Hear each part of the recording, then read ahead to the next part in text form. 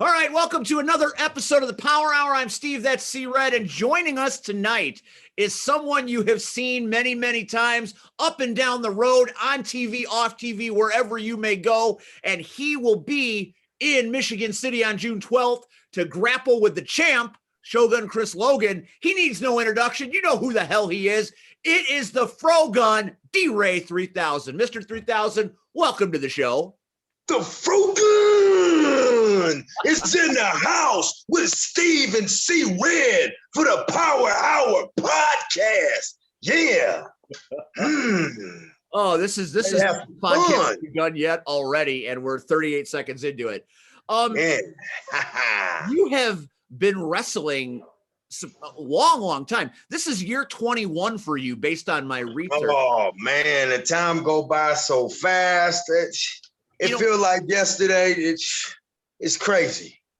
It's crazy. Really is, man. It goes by pretty quick. And you got in the business in 2000, 21 years ago. You have seen so many changes in this business. Kind of take us through what you've seen on your journey. And it's been one hell of a journey. Yeah, it has. Well, when people ask me stuff like that, it's just wow. Because I mean, when I started in this business, you still had real, genuine lunatics in the locker rooms. You know that if it wasn't for wrestling, they'd be in prison somewhere. You know, and the locker room talk back then was, getting some kind of high, whatever girl you're gonna get later on, and comparing wild and crazy stories trying to get from the police to now was more about anime, fitness tips, what's the latest TV show. It has changed drastically from how, not just wrestling styles, but just the how people carry themselves in the business, big time.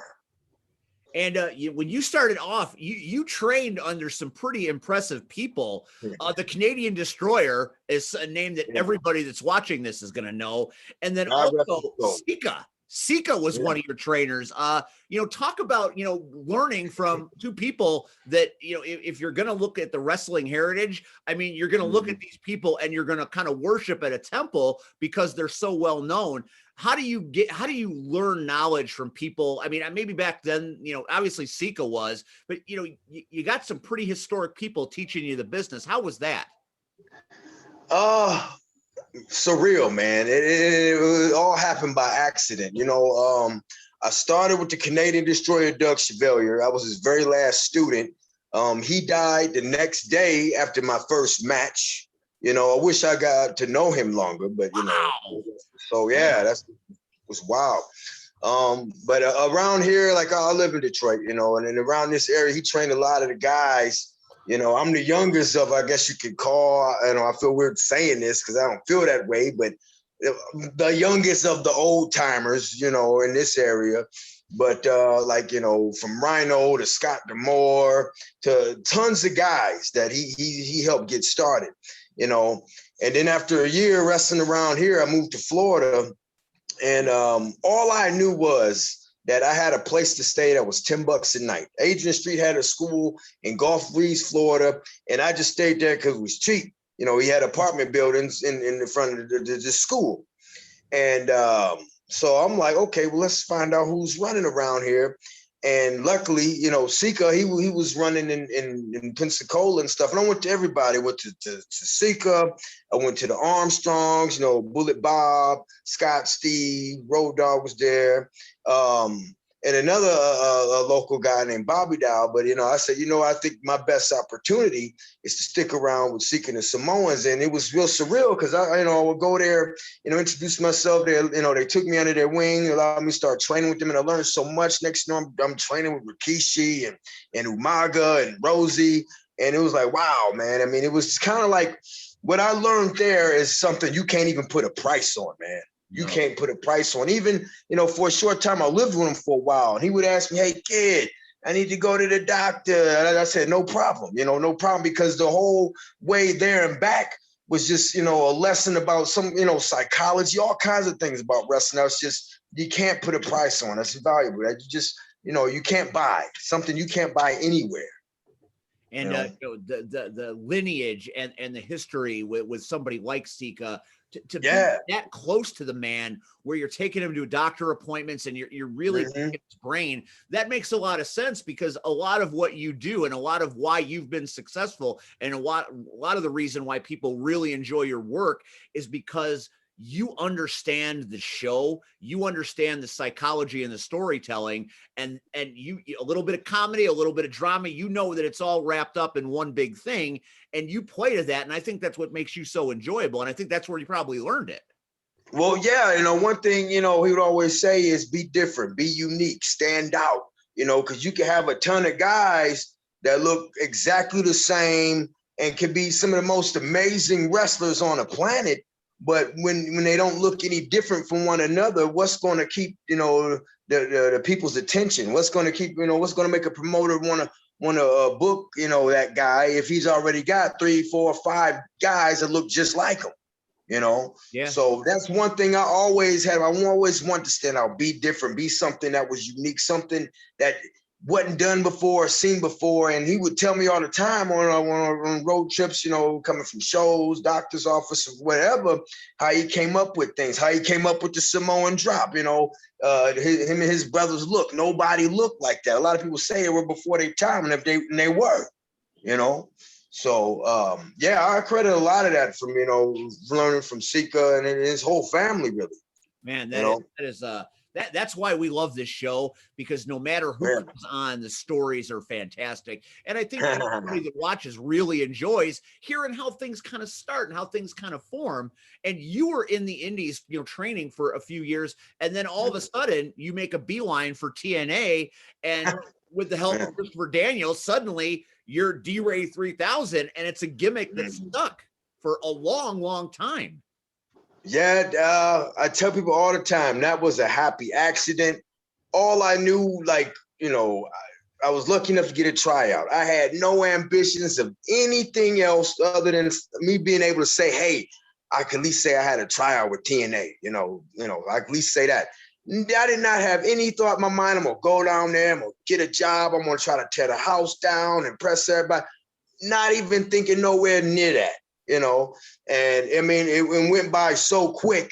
I remember, if anybody out there listening, I do not have this match on any kind of, tape, DVD, any kind of footage. If you got it, please reach out. It was me, and I wish I knew these guys' names. I don't even remember. I don't even think they told me. 2 big dudes from Texas in a 6-man tag. Was me and those 2 guys wrestling Jerry Lynn, Elix Skippert, and Chris Sabin. That was my tryout. Wow. And believe me, man, I was butterflies like crazy. I was nervous. I didn't know what to think, just try to do my best. And at least I can go home and say I had that match. Yeah. And everything went good. Everything went great. A week later, Bill Barons calls me and say, hey, can you get down here next week? I just said yes. I was broke. I had no way. I didn't have any means, any kind of way, but I said, yeah, I'll be there, and I borrowed money from anybody I could to get back down there, but it was one big happy accident. Luckily, they liked me, and for the longest time, I couldn't even figure out why, but yeah, like you said, Christopher Daniels, he came up with the name. After 3 weeks of driving down there, no pay or nothing, they said, okay, think of something 3,000. Tell me in an hour. I thought that sounded like the most ridiculous thing ever, but okay, I'll try. I didn't know where to begin. I didn't know how to start with something 3,000. I bumped into Christopher Daniels. He could tell I was looking really frustrated, and he still told him. They told me something 3,000. He just shouted out, D Ray, good enough. That's all I needed to hear. Something good enough. I didn't think it was going to stick. I didn't think it was going to turn into anything. I didn't even know why they wanted me to have a name. I'm serious. I had no clue of what they saw in me, because at the time you had so many guys there. You had, Shane Douglas was still there wrestling. You had Raven. You had Ken Shamrock was still there. You had so many guys, And then I'm thinking, okay, I'm not gonna look gift horse in the mouth and just go home and say, forget this. Sure, I'm gonna go along with it because for me, I'm thinking I got these guys fooled, but I'm gonna go along with it. Why not? And it just turned into something. I'm in the back. I always would pick my hair and stuff, and Dutch Mantel, take that out there with you. And I never tried to be funny. I never tried to be the comedian wrestler or whatever you want to call it, but all I could think of was, okay, I like watch Sanford and Son. I remember Grady off of Sanford and Son. Oh, Grady! You're based on Grady. That's right. so good. Grady and what was it? Woodrow. Woodrow. Can we give it up for Whitman Mayo, for God's sake? Where's Whitman Mayo? God rest his soul. I put them two together. And then seeing like the winos and and the crackheads in the neighborhood as a kid, I say, well, all right, this is my take on funny, and it stuck for a while. Yeah, and it worked for a minute. It stuck for more than I mean, you had a pretty nice run there initially with them. At that time, for me personally, I was, like a lot of people, I bought into WWE and WCW and what they were doing at the time. WCW gone, WWE's got all the companies now except for TNA. And I would watch TNA just to see what you and Shark Boy would do, because those are still some of the greatest vignettes ever. Well, I appreciate that. I hope you liked it, because I don't know, I mean, I'm telling you, I would get there and they'd say, okay, we're going to do this. And I didn't have any type of warning or any type of, we weren't sat down and said, okay, guys, here's the plan. We want to do this with you and push this, that, that. Every week it was just, let's try that. Let's try this. And that's how I went about. Nothing was, they didn't sit us down. Oh, you're such a good wrestler. We want to do this with you. We want to, push you and Shark Boy, and you guys are going to be a tag team to everybody. No, not at all. It was just like, okay, we got some time. Let's fill it with these guys. What kind of ridiculous stuff can they do in the park? Okay, let's go find something to play with. That's how that came about. It's funny how, in an effort to fill time and in an effort to, utilize people, how something really interesting can come from it. And the way you and Shark Boy would relate together, it was really entertaining television. It wasn't really, I mean, it was wrestling when you were in the ring, but the vignettes, it was two guys kind of goofing around, and you could feel it. That's all it was. That's all it was. They just said, okay, play with the shark over there, and eat some ice cream and do this, and let's go on a ride and let's film it. That's the only direction I was given. Okay. And a lot of the time it was just me, like a deer in the headlights, like, all right, I tried, and they liked it. So I said, okay, sure. I guess something's working here. Yeah, it was entertaining television. Now, you left TNA for a while, and then you came back, but you got to be in the X Division Gauntlet Battle Royal on Bound for Glory, which was essentially at that time TNA's WrestleMania. So that's a huge event. And at that time, TNA was starting to climb, and it was making a bit of a run because the television was interesting at that time.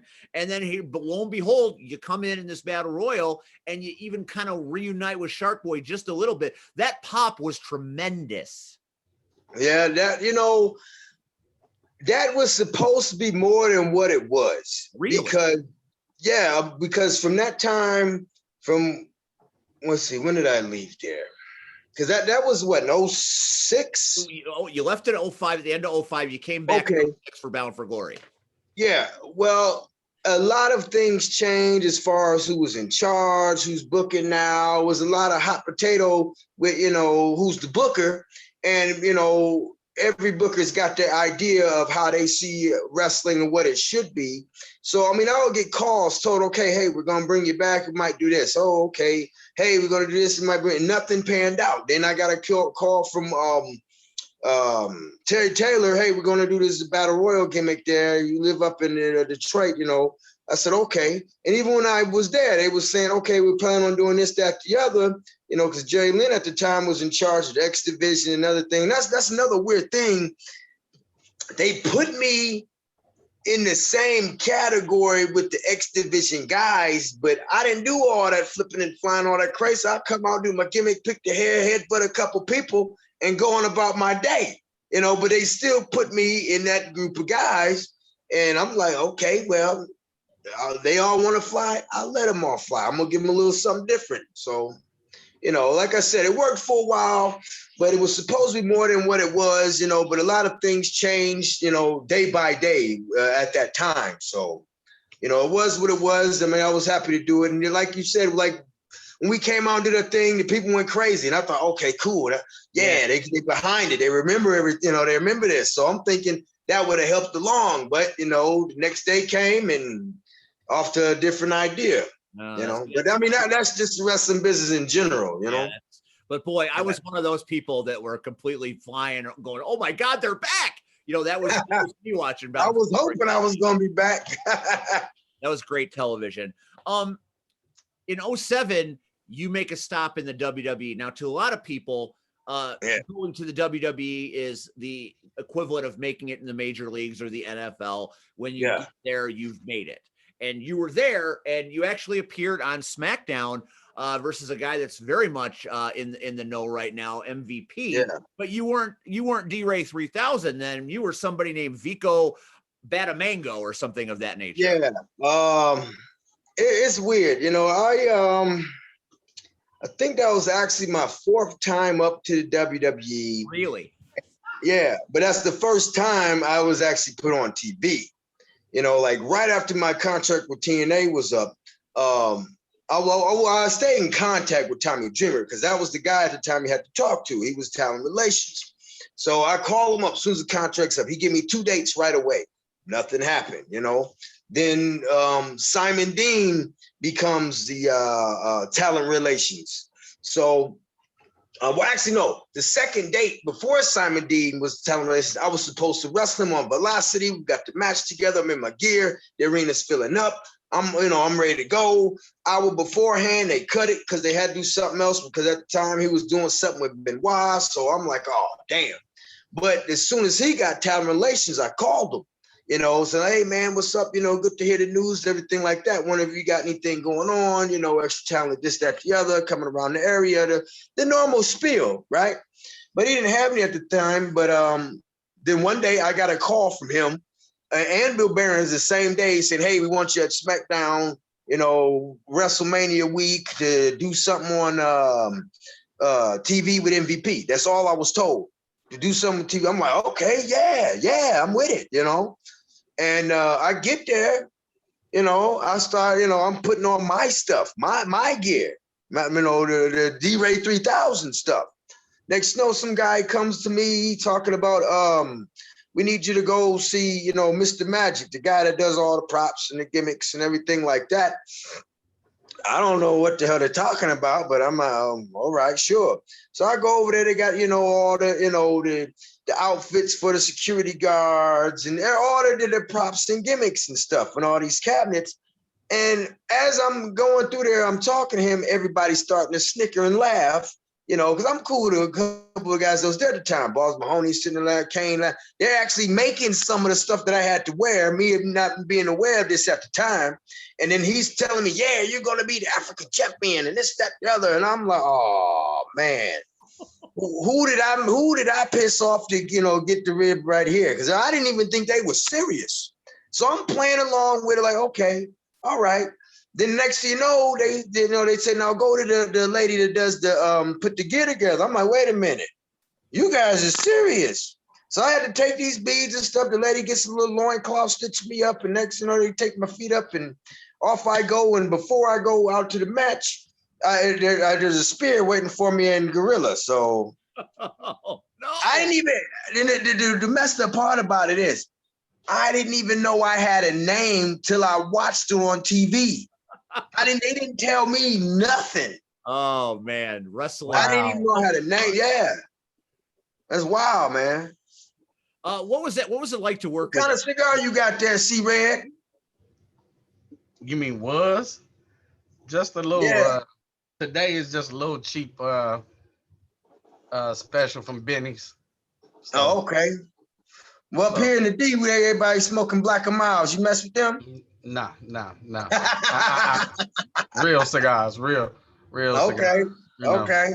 it's got to have 2 or 3 digits in front of it. You know. Yeah. The cheapest thing I smoke is these, and these ain't even cheap no more. So okay. Well, I'm not a smoker. I just know a lot of people who do. You know. I'll hear you. We got through your illustrious past, and now I want to talk about what you and Red have done together, because the fact that you're on this show and 10 minutes before you come on, I find out that you guys have history. C.Red, I've been talking the whole time. I know. That's what you do. You normally talk, you know. But here's the fun part, that you can honestly see you love his work. I do. I can see it in your face. So I don't mind on days like this taking a step back, because it's more of watching the fan Steve talking to somebody that he's watched and somebody that he's admired in this business. So it's fun. It's funny. He brings up, of course, my 2 senseis, Christopher Daniels. Yeah. And Nova. Cool guy. Real cool guy. Yeah. Daniels, everybody knows, started at Windy City. And so, you know, that will forever be, you know, my sensei. And it's crazy because I'll text him. I texted him a couple of weeks ago, and I said, whatever I said, and I said, either happy birthday, sensei, or whatever I said. And he thought I had meant Loki. He thought, because remember, Loki's other name was whatever, but he thought I meant Loki. I was like, no. I'm like, and then he saw it said sensei, and he was like, oh. Yeah, he was send something up there. Right. Yeah. And then Nova, if it wasn't for Nova, I would have quit the business. Okay. I would have quit because he's another good guy. Working at, so our very first show, the Soul Touchers, as an entire group, working, and Raven, so we didn't know that Raven was, you know, one of the agents backstage and all this stuff. We did, you know, again, we finally get the invite, we go work, we get done, we come back to the back, and Raven chews our ass out. Now the problem was they put William Marche in a match with 2 lucha guys, and one of them is American and one of them is Hispanic, but he speaks no English. So we did the best we could to put this match together. And I mean, in hindsight, you kind of see where it went wrong, but it was difficult, especially with Willie working the Hispanic guy. Yeah. That's all I need to say. So Raven chewed our ass out. I mean, Jazz, everybody, when we've never felt that low. And it was just like, it made you question, what the hell am I doing? I don't need this shit. I'm a grown ass man. I'm done. Wrestling has that way sometimes. And Nova came up afterwards, and he talked to us. He calmed us down, because he saw, like, everybody was like, damn, we just got chewed out by fucking Raven. Shit. Like, so he came back and he picked up our spirits, and he told us, y'all don't stop. This isn't a one-time deal for y'all. You guys are coming back. Don't worry about that. Just, you know, take from this and learn and move forward. And it was like, oh, okay. It's funny because D Ray said that the environment in the locker room has changed, and instantly, as soon as he said, you know what that's about. So here's my little story. I did a lucha show, a real lucha show, And this was years ago. And it just so happened, like, the promoter saw me. He really wanted to use me. He asked me to bring in 2 guys. So I brought in Trauma and whoever else I had at the time. We show up at the venue. We sit there. We put our bags down. They tell us what, where the locker room is. So we're just, we're new talent. So we're not trying to rub nobody. We just stay in the locker room. So 2 lucha guys come in. They got their masks fully on, and they talking to each other. And they pull out a Ziploc bag. Bow. Throw it on the table. Now we're in the other corner, but we're sitting to ourselves. And they dump the Ziploc bag. Now this is a gallon bag, not itty bitty bag. This is a full gallon. And they dump it on the table. Let's just say it was white stuff. And candy. Candy. It was candy. It was nice white candy. And we're like, no, they're not. And they just and they ask us, hey, you guys want some? No, we good. We thank you though. We appreciate the offer, but we good. And we were like stuck, like, is this what everybody and every lucha guy that wore a mask that day hit the table, and it was like, wow. Like, is this is what goes on, huh? Okay. That's how they keep them tumbles and rolls going. Tumbles and rolls. But you asked about D Ray and our meeting happened in SSW, Stars and Stripes Wrestling in Kenosha, Wisconsin, 9 years ago. But before that, well, yeah, we did have a match before that, but the best one was 9 years ago. Yeah. And here's the crazy part. So working for SSW was the only company that utilized the Soul Touchers as heels.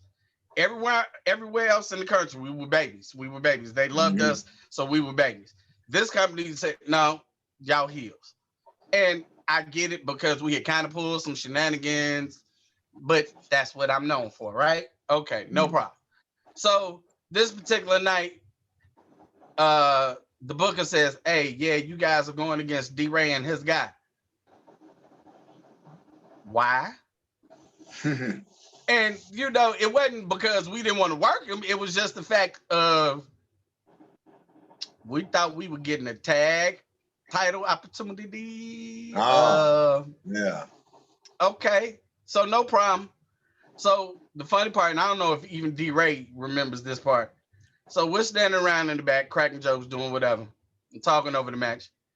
And D Ray was like, yeah, at some point, I'm a headbutt you, right? Dude, really? No. And it was the whole, I'm telling him I'm gonna cut his hair and all this other stuff, Dude, I ain't never met nobody with a harder head. And ladies and gentlemen, so if you ever see pictures of me beforehand, C.Red used to have some nice hair. It was dreadlocked and nice and tight. And D Ray, he popped my head so hard that my hair stopped growing. So, I knew there was a reason. Yeah. It's D Ray's fault. I never wanted to tell people that, but now the secret is out here on the Power Hour. So, but you know what? Working somebody of D Ray's caliber was an honor and a privilege. And I mean, when you think about, I appreciate it. And I apologize for the potato, man. When you think about life, you've got D Ray 3000, and you've got all day Mr. M80, Marche Rocket in the same ring, who we all knew was gonna blow up. That's money. And then you get Jazz and his silly shenanigans. It was like, dude, it was one of the easiest matches we really never had to do. Yeah, that was fun. Because you knew the crowd when D Ray came out were gonna pop. And when we came out, they booed the hell out of us. just for the simple fact, and the crazy part is we come out first. They already don't like us. He comes out, pick and stumping around the ring, and it was like, okay, we get out the ring when they get in the ring, and we get more heat, and we ain't did nothing. Yeah. And it's like, oh, this easy. Somebody just go get a hot dog, because this is gonna be this easy money tonight. I'm like, so when you can work somebody who is professional and but entertaining, dude, and that's the thing that is a lost art form. And the crazy part is he hit it on the head. People don't understand, or I should say, some of these young guys don't get it. Yeah. Everybody is cookie cutter.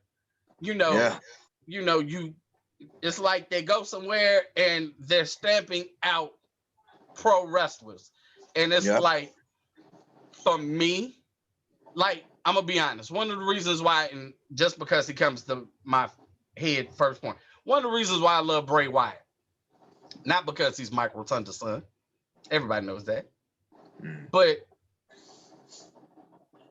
his build, he's not the average cookie cutter. He looks different. Even when he was Husky Harris, I liked him because he was different. You know what I'm saying? So I don't want to keep seeing everybody looking like Batista and everybody looking like Triple H. And, I was the one, again, everybody knows is I'm a Shawn Michaels mark. Why did I like Shawn Michaels so much? He didn't look like everybody else. He was different. He wasn't, swole. Why did I admire Christopher Daniels? Again, even in Windy City, everything was different from what they were doing. It's funny. Well, go ahead. No, go, dude. I was just gonna say, I mean, you hit the nail on the head. It's funny you say that because, I mean, when you say Bray Wyatt, that made me think of another guy that looked totally different from everybody else, and I was scratching my head why they let him go. Was the Funkasaurus? Remember him? Yeah. He looked different. His whole everything he did was different. But you know what? I don't know. I mean, I wasn't up there when he was up there, but I don't know, man. The business is like, up and down. But you're right. I mean, you gotta you always got a status quo of everybody's gotta look the same for some odd reason. I don't know if it's just the media and how that dictates and everything like that. But yeah, man, it's not enough people that stand out and look different from everybody else anymore. And that's one of the biggest problems that, I mean, Steve, you commentate, so think about how dry that is, that everybody, if tomorrow you had to commentate a show and everybody wore black boots, black trunks, was jacked up and had the same hairstyle, one guy's bald and the other guy's got a crew cut, that's the only difference. How, really, are you looking forward to calling that? You see what I'm saying? Well, you have to be very creative in situations like that because they're not giving you much to work with. And that's the point. They're not giving you a lot to work with. But if you've got somebody like D Ray and he comes out and he's entertaining and he's picking the hair, or now he's reinvented himself as the Fro-Gun. You see what I'm saying? It's entertaining. It makes me want to say, I want to see this guy. I don't know what he's going to do. Like, one of my favorites growing up was the Missing Link. Yeah. Why? Yeah. Because he looked totally different. He didn't look like Kerry. He didn't look like Kevin. He looked different. I love, to this day, I love Iceman King Parsons. And again, why? I had never seen, growing up in Chicago, and even though I'm middle-class neighborhood, I never saw a black guy with two French braids down the side of his head and the rest of his head shaven. I had never seen it. It was different. You want different, because guess what? If everybody looks the same and everybody is, I am here to beat you up and I am going to win. Really? Yeah. Oh, I'm going to sleep. Or I'm not buying that pay-per-view. I'm not going to that show. If I want to look at a card, whether it's indie, whether it's the top companies, I want to look at a card and see who's going to entertain me. Because let's be honest, that's why we watch wrestling. I like to compare it to like John Brown versus Brown John. Right. Because again, at the end of the day, I don't want to like my life could be. Do you really grasp the concept that people come to shows and they watch wrestling because it's escape from realism? Mm-hmm. Now, yeah, sometimes we put real stories inside a ring and we tell the story in storylines. But for the most part, you want to forget. Guess what? My car note is due and I'm $50 short. My kid needs braces. How am I going to come up with the money? Just little things. You kind of want to forget about that for a few hours. And guess what? Sometimes you can decompress, forget about the situations, and then come back to it and say, oh, you know what? I put $50 in that encyclopedia for a rainy day. Let me go in there and grab that. It's a form of therapy sometimes. And I think people lose the sight of that. And they put so much emphasis on who's on the card. And yes, he looks great. And he has like, dude, sometimes I just need to be entertained. And let's be honest, in June, I'm going to be entertained. The segue. Now, perfect. I'm just saying, dude. I mean, you got the Shogun and you got the Fro-Gun. It's no more damn entertaining than that. I'm ready to bust it out. This is COVID keeping everybody locked down and in the house and can't go do this, can't go do that. Oh, I got a whole bunch of stuff ready to bust out. Is that good or bad? Oh, it's good. It's good. Oh, okay. I don't mean it in a bad way. I mean it definitely in a good way, Definitely a good way. The thing is, June 12th in Michigan City, Indiana, the main event that evening is for the CCW heavyweight title, the first title defense for Shogun Chris Logan, and coming to you people that have tickets for this show or are watching on Amazon Prime, Powered for TV, Fight TV, everywhere you can watch it, you are going to get to see this man here, the Frogun. He could be the next CCW champion. And that match is going to be so good to call because I don't have to do a damn thing. I just have to watch it like everybody else and react to it. That's as simple as that. You make my night easy. Talk to us about coming to Chicagoland Championship Wrestling, Frogun. How excited are you to be a part of this show, and what do you think of the product?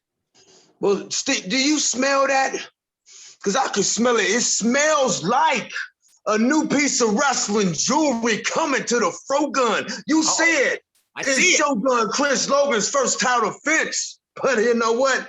It just got a feeling. I'm feeling already that championship belt, the Chicagoland championship belt, is about to be the newest piece of wrestling jewelry to the Fro-Gun, and I'm gonna wear it all around my neck. I am gonna leave that. I am gonna re-rack this part of the episode, and I'm gonna June 12th. Believe that. Oh my God. John Bullard.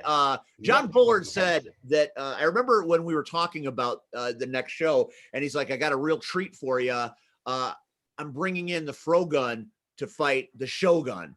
And my jaw went, what? It's gonna be a good time. And I can't think of a more entertaining main event. I mean, you guys have a tough act to follow because the triple threat that got us the champion is pretty hard to beat. But in your hands, I feel like June 12th is going to be one of the greatest nights that CCW has had to this point. And it's certainly going to be. I appreciate it. Yes, it will be. It's going to be one of the best nights of my commentary career because I might have a full-blown heart attack at commentary that night watching this action. It's going to be live. Talk about him, not me. Talk about him. I'm not talking me. about it, Red. I'm done with you. I know your shtick. This is the Shogun. This is the Frogun, man. This is D Ray. Yeah. This is the man. This is the main event. This is what we love about this business. Mm-hmm. And You don't June know if they're 12th gonna is be gonna the be main live, event. baby. You don't know the main event yet. You ain't. Have you seen the card yet? 3000 and Shogun Chris Logan. There's nothing not main event about that match. That's what if you look up main event in the Webster's dictionary, hey, this is a main event. And you got the Fro-Gun's picture and you got the Shogun's picture, and it says this is main event. Yeah. It's definitely gonna be a main event. You know, it's gonna be in there. Hope everybody brings some That's all I'm glasses. saying. You ain't seen What the you say, card Red? yet. You ain't seen the card yet. So you know you Pay no mind to the guy behind the curtain. You headbutted him already. He's still they might be the dark match. I don't know. It's not gonna be a dark match. I just hope everybody brings their glasses because they're going to be squinting real hard when they see all that gold in the ring. And at the end of the night, I'm going to be walking out with all of it. I hope Chris Logan remember that. Chris Logan messaged me this morning and he said he was going to be watching this show. He's looking forward to seeing what you had to say. Yeah. And I can't wait to talk to Chris Logan about it because Chris Logan loves to have the bar raised. That's the thing about we about to throw down. Believe that. Yeah. He's one of these guys that he loves to test his mettle against everybody. And he never backs down from a challenge. He's a very proud man, a very proud champion. And the fact that he's got a chance to go toe-to-toe with the Fro-Gun, Shogun, he's super excited, man. The entire CCW universe is excited about this match. Even Red, in his weak old ways, is excited about it. I'm not weak. Hey, I'm wrestling. Are you wrestling that night? I'm going to talk about it. Are you, yes or no? Are you wrestling that night? I am not. Thank you very much. Thank you very much. I'm not a wrestler. Thank you. Oh, yeah. Well, the bar definitely going to be raised June 12th. You know, because Chicagoland wrestling ain't seen nothing like the Fro-Gun. And when he goes against the Shogun, Chris Logan, it's going to be a clash that ain't never been witnessed before. Chicagoland. Damn. Hey, Steve. Yeah. Can you text John right now? Right now? I need to know. Yeah, right now. I need to know our weapons being checked at the door. Cause Fro-Guns and Shoguns and guns. I'm see again, you know, all this violence, you know, I'm just saying, you know. Damn. Weapons, samurai swords. There it is, the potato. You know, that ain't no potato. His head is a potato. Well, chop it down with the start of my head is a brick. You see the blade right there? I don't need to see that blade. I saw that brick that you call a head. You could cut through a steel can. Oh yeah. Oh yeah. No hair. No hair. I tell you right now, this big old forehead come in handy sometime. You know that.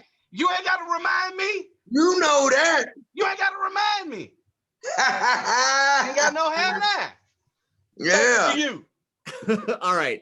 So I'm curious, D Ray.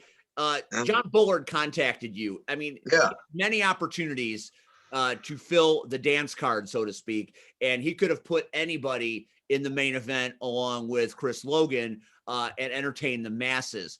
The fact that he went out of his way to seek you out and to try to bring you in first speaks volumes. What are your impressions of John Bullard, our boss? Well, you know, John, I appreciate John, you know, contacting me and wanting to bring me and everything like that. Now, that really means a lot because I've been watching what's going on. I know a few guys that work there already, and that's one of the promotions. I'm like, man, it'd be real cool to go over there and work and stuff like that. And it was kind of like out of the blue, like, wow, heck yeah, you know, we got to talking and we hit it off. And next, you know, we're talking about music and all kind of stuff, you know, and he's showing me, he sent me clips and everything like that. And it was cool, man. And, you know, I really appreciate John for, you know, contacting me and having me, you know, June 12th, you know, so we're going to have a good time. We're going to throw down. It's going to be a ball. Yeah, originally we're having you here. This is the day that we picked for you because we thought our show was going to be next weekend. So we were right up at the wire. So now we got you now as kind of on the road to Grapple Masters, which we're excited about. So now we've got to wait 2 months to see you live in Michigan City. I don't know if I can wait that long. I want to go now. You better wait. Well, You'll be the the only card one has in the got the building. perfect name. What you say, Red? I said he gonna be the only one in the building. Talking about he can't wait. He's sitting in the parking lot. I will Him stay and in the parking janitor. lot. Ain't nothing going on Steve but and the bingo. janitor be there. I'll be mopping. I'll mop the floor if I got it. I'll do what I got to do. We'll keep mopping for 2 months. I'll keep mopping for 2 months. Those will be the cleanest floors you ever wrestled on. But that's neither here nor there. As we wrap our show tonight, D Ray, I like to do a little segment that I call rapid fire, where I'm going to throw some names out at you, and I just want your impression. I usually do it with the local talent because they're all interconnected around here. You've got a broader base, so I had a lot of different people I could choose from, and the first one's kind of an easy one, kind of a layup. I'm going to try to answer this as truthfully as possible. And I believe you will. And like I said, I've listened to Red talk about this man for many years now. And you guys touched on him a little bit tonight. So my first name for rapid fire is Christopher Daniel. Oh, top class. Top class. He's one of those guys that you hear sometimes that, this guy's not that good. This guy's not very nice. This guy's got an agenda. This guy doesn't. In wrestling, word travels fast on your reputation. And if you have a bad reputation, it's a good way not to work. But I've never heard anybody in this business that I have heard that knows him say a negative word about him. And he's been in the business for a long time. And now at AEW, he's an advisory, and he's a matchmaker, and he does a lot of things behind the scenes. How does this man achieve such a clean reputation over all those years? How does that work? Well, you got to kind of know him because, Christopher Daniels is one of those guys that's real approachable. He's down to earth. He's funny. He will, if you, even the people that, are uncomfortable and because they look like, wow, this is Christopher Daniels here. He's real quick to break the ice and, get you to relax and have a good time. He's an awesome guy. And it's funny because I've bumped into him so many times, over the years. And I'll say 2017, I actually went to one of the Ring of Honor gimmicks and he was there. He didn't recognize me. I ain't had no hair at all that time. But just watch the man talk. It's like when you go to, the church and the preacher's up there preaching, you can understand clearly. You could see everything he is saying, kind of like he's speaking directly to you. And even though it's a broad range of things, you can definitely understand where he's coming from and how he's putting it together. The guy is a master in the ring. The guy is a master at what he does. And he's one of the coolest down-to-earth guys you could ever know. That's one of the reasons why you won't ever hear nothing bad about him, because that's just not his person. It's just not. That's pretty spot on. I've heard Red say similar things about Christopher Day. He calls him sensei. He still talks to him now. So the fact that two people such as yourselves that have been in this business a long time and are so respected have this to say about a man, well, you just know that he's good people. And that's just that for us wrestling fans that don't know all the inner workings in some cases. It's nice to hear stories like that, because in wrestling, egos and prima donnas and divas, whatever words you want to use, it can make things very uncomfortable for some people. So it's nice. He's not like that at all. True master of his craft, man. Yeah. Guy's an awesome dude. All right. So my next name is purely selfish on my part. This is the fan Steve, not the commentator Steve or the GM Steve. This is fan Steve. What about your old tag team partner, Shark Boy? Oh man, I ain't seen the Shark in a minute, man. That's a wild dude. That right there. He's cool, but he's a wild dude. I'm gonna tell this story. Hoping you tell. And I'm gonna try to give the most PG version of it that I can. Let her rip. We're responsible to no one. All right. Well, when me and Shark started tagging, right? Next, the company's taking care of everybody's hotel. So all of a sudden we become roommates, right? And he liked to smoke, right? In the morning. Like I'll wake up, he's sitting there and puffing away watching the news. I couldn't stand that, but me being a new guy on the block, who am I to say anything? So And this is what he wanted to do. He wanted to watch news. That's the thing, watch the news. So I'm like, I got to get back at him some way, but in a way where it won't piss him off like too much, or I could get away with it. So anytime I showed up to the hotel room, early, I would put it on like cartoons, Nickelodeon or cartoon. He didn't like that. Then I'd hide the controller. And then he'd come in like, I would just, I don't know. This was on the TV. I don't know. He'd flip out, start, flipping up the sheets. Damn it, D Ray, I know you. I'm like, I seriously don't know what you're talking about. I don't know what you're talking about. So one day, I get to the hotel room early, right? So I'm like, okay, yeah, here we go. I'm getting my gimmick ready. I put on a cartoon, hide the controller. I'm waiting for him, right? So he shows up. He throws his bags down, says, hey, what's going on? Beelines it to the bathroom, right? Totally no sells me, right? On the TV and all of that, don't sell nothing. So he's in the bathroom and I'm like, damn, he's been in there for a good while. So all I hear is, ow, ooh, ow, ow, ooh. So I'm, hey, Shark, you okay in there, man? And this before, the airport security was as tight as it was, but he was in there removing, me and Red, we called it candy, and from his nether regions, if you want to call it that. Well, there you go. And then after he came back, after that, next thing you know, we had a big party in the hotel room because everybody came in there, and I wasn't in all that. So here I am. They all having a good time. I'm sitting there watching these bum cartoons, and I'm eating no sells all of that, But then, go out, do a match, kissing the babies and everything like that. And then afterwards, it's back to, party time. But Shark, man, he's a cool cat. Actually seen him about 2 years ago. That's the last time I seen him. I run into him every blue moon. We catch up, we talk for a while, but he's a cool guy, man. I learned a lot from him because I'll tell you what, when they put me and him together, they was like, okay, be funny. And I told you, I didn't really go out there and try to be silly or anything like that. Okay, I can mimic, the people I saw off the TV and the junkies I see, walking to school from when I was a kid.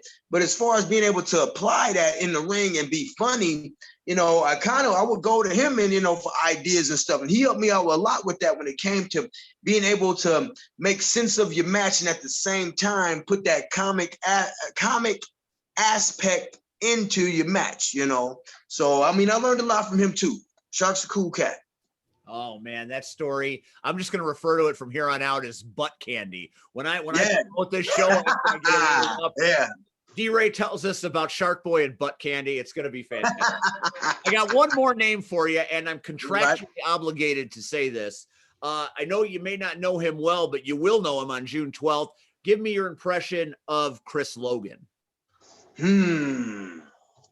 Chris Logan, it was funny they call this Grapple Masters because everything I've watched this guy, I can say, okay, my man's got his stuff together. He's on point. He's good.